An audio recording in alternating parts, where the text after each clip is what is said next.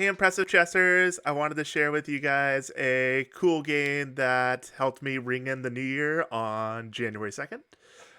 All right, so I just played the move rook to c8, obviously attacking their queen, and I was very fortunate that white decided to play queen to d6 blunder. They lost their bishop. I think they were thinking that this might be enough compensation, but the game went as follows. So they checked. I blocked with the bishop. They run away. Nice little move here. Lets me castle, which this queen was cutting through my king side.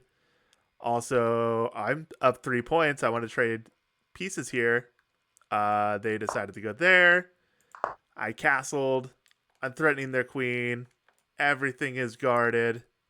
And they decided to throw in the towel right in this position.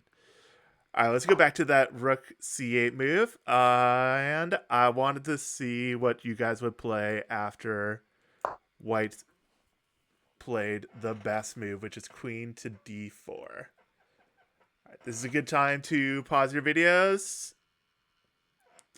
Maybe even write down what you're thinking about. But let's go over what black should play here. All right, hopefully you wrote it down or remembered what you would play. Let's go over some of the wrong moves here, which are bishop to c6.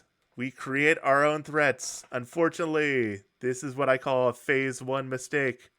When you're in phase one, you're only looking at your own threats.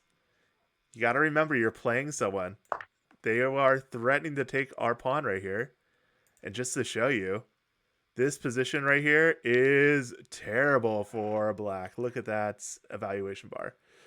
So their threat of taking our rook and, by the way, guarding the pawn that we were attacking is much stronger than our little one move threat. All right, so don't make a phase one mistake there. Also, don't make the phase two mistake of, oh no, they're attacking our pawn and we will block it with our pawn. Nope, doesn't quite work for fuse one. This is not a very helpful move for us. Actually, if anything, it's kind of a bad move for us because there's one less defender on this very weak e6 pawn, especially when they put a rook there.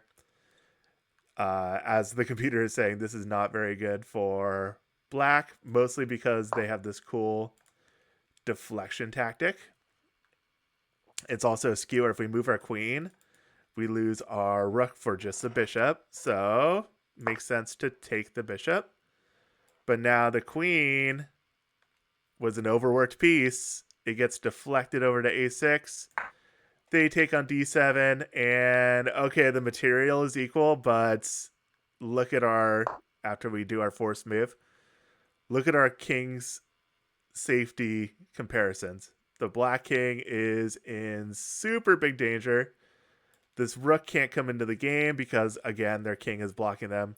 Whereas white's pieces are ready to come into the action and their king is completely safe. So it's good that you saw what they're threatening, but we want to stop it in a way that also helps our position. So let's come back to this queen d4 move again. And look at that. As you can see, this is an equal position because black can simply castle out of this and guard their g7 pawn. All right, you might be thinking, hey, isn't that a phase one? You overlooked what your opponent was threatening.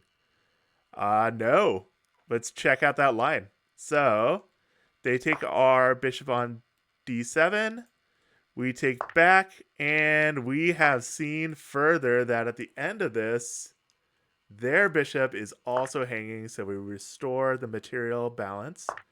They're up a point, and we restore it again. And just like that, we went from a very difficult position to a completely equal endgame. All right, guys. Well, my goal for you all, you impressive chessers in 2025, is to get out of phase 1 and 2. Don't miss what your opponent's threatening. Also, don't be so scared of what your opponent's threatening that you don't play a good move for yourself that also stops what your opponent's threatening. It might hurt you in a little bit in the short term because we'll be trying to stop their moves with good moves for ourselves. But I promise in the long term, this strategy of getting out of phases 1 and 2 will help you out in just so many ways. It'll make your chest stronger. Your rating will eventually catch up to your goals. You'll be tactically better and calculating better because you'll be looking for ways to stop your opponent's threats while also helping your position. All right, guys, stay impressive. Thanks for watching. Please remember to like and subscribe, and if you can, share with a friend.